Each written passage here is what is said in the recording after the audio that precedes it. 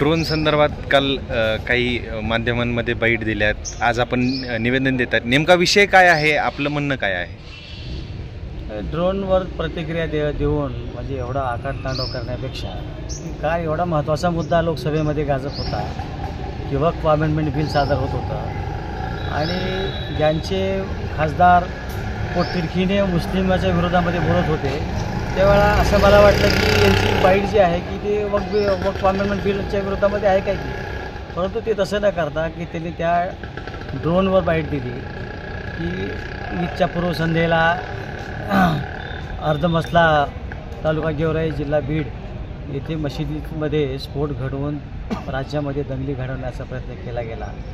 त्याची तीव्रता कायम असताना की 2 ड्रोन विनापरवाना ईदगाह मैदानावर अगदी खालच्या लेवलला फिरवून की ते नमाजाची शांतता एकाग्रता भंग करण्याचा प्रयत्न केला गेला. अनावधानाने याच्या आडून तुम्ही जर घातपात केला असता किंवा ड्रोन खाली पडलं असतं तर त्या काही लोकांचे डोळे गेले असते, काही लोकांना इजा झाली असती, काही लोक म्हणजे चेंगराचेंगरी झाली असती, तर ते लोकांचे जीव, लहान मुले, वृद्ध आणि आजारी लोक जे नमाजला आले होते त्यांचाही जीव गमावावा लागला असता.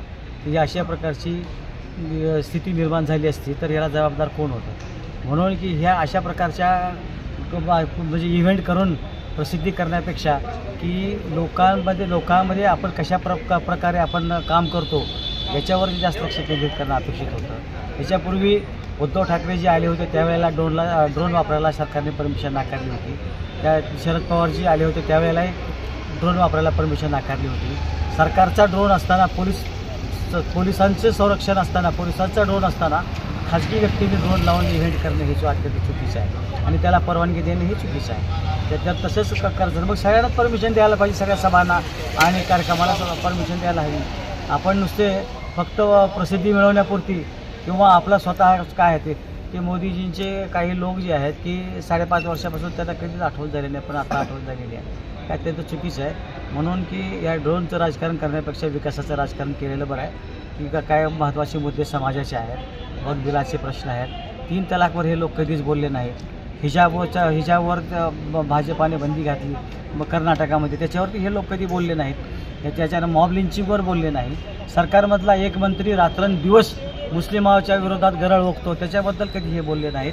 शांतता सुव्यवस्था भंग करण्याचं काम करतो, भीती निर्माण करण्याचं काम करतो. नागपूरच्या दंगलीमध्ये निष्पाप लोकांना मध्ये घातल्या, देशद्रोहाचा खटला लावला, त्याच्यावरती हे लोक कधी बोलले नाहीत. यांनी ड्रोनचं राजकारण बसण्यापेक्षा की यांनी समाजाचे मूलभूत प्रश्न आहेत त्याच्यावरती बोलावं, समाजामध्ये समाज सुरक्षित कसा राहील याच्यावरती बोलावं. केवळ ड्रोन वापरून सामाजिक सुरक्षितता धोक्यात आणण्याचं काम करून त्याचं भांडवल करून काहीतरी मुस्लिम समाजामध्ये भ्रम पसरवण्याचं काम करण्याचा प्रयत्न करू नये. त्यांनाही माझी एवढंच म्हणजे माझा सल्ला आहे की त्यांनी असल्या फालतू गोष्टीकडे लक्ष न देता त्यांनी एक चांगले काम करावं, विधायक काम करावं, जेणेकरून समाजाची प्रगती होईल. समाजाचे खूप मोठे प्रश्न आहेत आणि विकासाचे प्रश्न आहेत. अनेक रस्त्याचे जे आहे ना 140 कोटी रुपयाचे रस्ते त्या काही मुस्लिम भागात पण आहेत, ते काम कसे व्हावेत. आता स्टे दिलेला आहे DPDCच्या कामाला, त्याच्यामध्ये सुद्धा अनेक प्रश्न मुस्लिम समाजाचे रस्ते आहेत, विकासात्मक काम आहेत.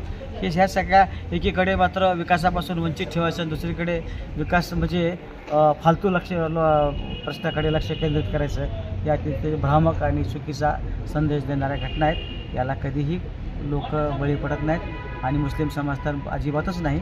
परंतु काही लोक जे आहेत की मुस्लिम समाजाचा ठेका यांनीच घेतलेला अशा प्रकारची प्रवृत्तीने वागतात, हे चुकीचं आहे. यानी अल्लाह बहुत बड़ा है और काम बहुत बड़ा है. पहले उम्मत है, उसके बाद ईमान है और उसके बाद देश है. और देश सुरक्षित, इंसान अगर सुरक्षित रहा तो समाज सुरक्षित है, और समाज सुरक्षित रहा तो देश सुरक्षित है.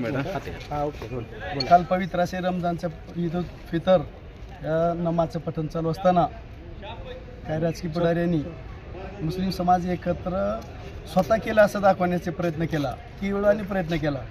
त्याबद्दल आम्ही सर्वजणांनी मिळून माननीय कलेक्टर साहेबांना एक निवेदन दिले की अशा पद्धतीने ड्रोन आमच्यावर जो फिरवलं त्या ड्रोनची फिरवण्याची त्यांचं काय आमच्याकडून काय माहिती घ्यायची होती का, आणि कसं नमाज पठण करतात ते बघायचं होतं का, आणि नमाज पठण केलेलं तुम्हाला दाखवायचं होतं का राजकारण करून, हे त्यांनी महत्त्वाचं होतं. आणि त्याने एक आरोप केला की आदरणीय कैलासदादा पाटील साहेबांनी जो चौकशीचा आदेश दिले, अजिबात कसली चौकशी आदेश दिलेले नाहीत. जे नमाज पठण करत असताना आमचे पवित्र 2-3 आमचे ईद आहेत, ईद उल जुहा, ईद उल फितर, हे आम्ही स्वतःहून सगळं मुस्लिम समाज एकत्र येत आहोत. आणि अशा पद्धतीने आमचा मुस्लिम समाज एकत्र केला आणि त्याच्यावर ड्रोन फिरवून तुम्ही ज्या जगाला दाखवण्याचा प्रयत्न करतात, हे किवलाना प्रयत्न चुकीचा आहे. तुम्हाला जर मुस्लिम समाजावर एवढं प्रेम होतं तर तुमच्या पक्षाला तुम्ही रात्री सांगायला पाहिजे होतं की वक्फ बोर्डा जो कायदा झाला पारित, त्या वक्फ बोर्डाच्या कायदा झाला त्याला विरोध करायला पाहिजे होता. आमची संपत्ती तुम्ही शासनाकडे जमा केली, तुम्ही पुतण्या मावशीचं प्रेम करतात आमच्यावर, आमच्या समाजाचा तुम्ही उपयोग करता आणि ते चुकीचा पायंडा तुम्ही पाडा लागलात. हे ड्रोनच्या माध्यमातून जी तुम्ही केलेलं राजकारण आहे, ह्यानंतर तुम्ही कधीच करू नये. आणि जनता तुमच्यासोबत नाही, तुम्हीच उलट तुम्ही कागदोपत्री प्रेम करता आमच्यावर. त्या प्रेमाला आमचे समाज कधी बळी पडणार नाही. आमचा समाज आहे त्या ठिकाणी आहे, तुम्ही आमच्या समाजावर वाटू नका. आम्ही स्वतःची परमेश्वराची एक इबादत करत होतो, त्या इबादतीचं तुम्ही ह्यानंतर ह्याच्या अगोदर मला सांगा, तुम्ही तुमच्या हिंदू समाजाची कुठे एकत्र येत नाहीत, तुम्ही त्यांच्यावर का कधी ड्रोन फिरवलं नाही? त्या ड्रोन फिरवलेल्या माध्यमात तुम्ही त्यांचा फेसबुक लाईव्ह करायचा. आम्ही एवढं समाज एकत्र येतात, तुम्ही आमचा फेसबुक लाईव्ह का केला? सगळ्यात मोठा हा प्रश्न आहे. आणि तुम्ही ह्या ड्रोनची जो ड्रोन फिरविला, आम्ही त्याबद्दल माननीय कलेक्टर साहेबांना निवेदन दिलं आहे.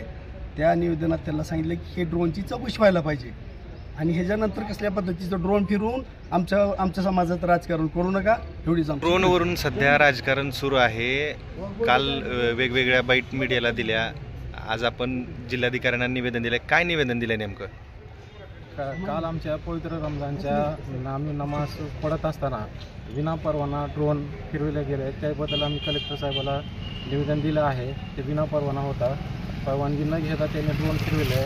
आमचे नमाजमध्ये आम्ही नमाज अदा करताना आमचे एकतर 1 महिन्याचे आम्ही उपवास ठेवत आहोत, त्याच्यामध्ये आमचे एकदम पवित्र ते आम्हाला एकदम म्हणजे नमाज आमचे शांतीपूर्वक आम्ही शांतीची मागणी करत असतो. त्यावेळेस तुम्ही आमच्यावर ड्रोन फिरून आम्हाला नमाजमध्ये तुम्ही डिस्टर्ब केला.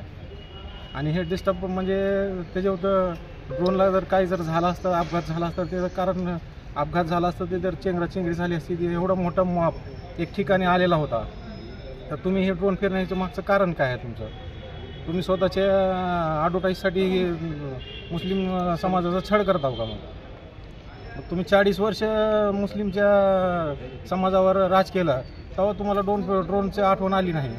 आज ज्या मुस्लिम समाजाला तुम्ही सोडून ज्या पंतप्रधान मोदी यांचे आमदार झालेत मला, तर तुम्हाला मुस्लिम समाज आज आठवण झाली का? तुम्ही हे अगोदर मुस्लिमचा विकास करायचा नाही आणि त्यांचा छळ करायचा, ही पद्धत नाही. म्हणून आम्ही कलेक्टर साहेबाला हे आज आम्ही निवेदन दिलेलं आहे. ड्रोन कुणाचं होतं? ड्रोन त्याबद्दलच आम्ही चौकशीची मागणी केली आहे. कलेक्टर साहेब त्याची चौकशी करतील. आज निवेदन कशासाठी दिलं तुम्ही? परवा झालेल्या रमजान ईद निमित्ताने ड्रोन फिरवण्यात आलेला होता, विनापरवाना होता. याची चौकशी करण्यासाठी आम्ही जिल्हाधिकारी कार्यालय ते जिल्हाधिकाऱ्यांनी निवेदन दिलेले आहे. परवा बीडमधील प्रकरणानंतर आम्हाला असं वाटतं आहे की हा घातापाताचा काही संशय नाही ना. जसं बीडच्या मस्जिदमध्ये बॉम्बस्फोट करण्याचा प्रयत्न झाला आहे, त्या दिवशी जर काही बरं वाईट झालं असतं तर याची जबाबदार कोण झाले असते, हे एवढाच माझा प्रश्न आहे.